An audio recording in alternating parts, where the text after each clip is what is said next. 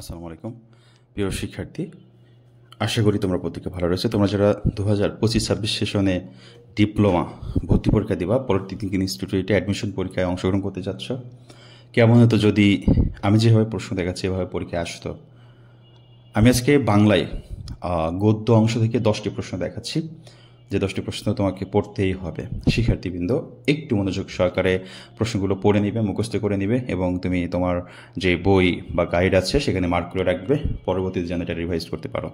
শিক্ষার্থী যারা মাত্র আমার চ্যানেলে জয়েন করেছো, অবশ্যই চ্যানেলটিকে সাবস্ক্রাইব করে বেল আইকনটি অন করে রাখো, কারণ ভর্তি রিলেটেড সকল তথ্য সবার আগে ইনশাল্লাহ পেয়ে যাবে।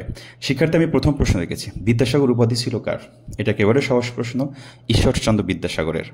বর্তমান ইরানের রাজধানী কোনটি ছিল? বাগদাদ।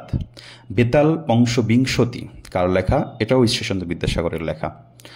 হস্তপদবদ্ধ ব্যক্তি আসলে কে? এটা ব্যক্তি আসলে কে? দামেস্কের সেই আশ্রয়দাতা। দুর্গেশ নন্দিনী কার লেখা? দুর্গেশ নন্দিনী হচ্ছে বঙ্কিমচন্দ্র চট্টোপাধ্যায়ের লেখা। কুসুমতার বয়স কত? 9 বৎসর। রবীন্দ্রনাথ ঠাকুর কত সালে জন্মগ্রহণ করেন? 1861 সালে। 8 নম্বর কোশ্চেন হচ্ছে, রবীন্দ্রনাথের বনফুল কত বছর বয়সে প্রকাশিত হয়? তার 15 বছর বয়সে প্রকাশিত হয়।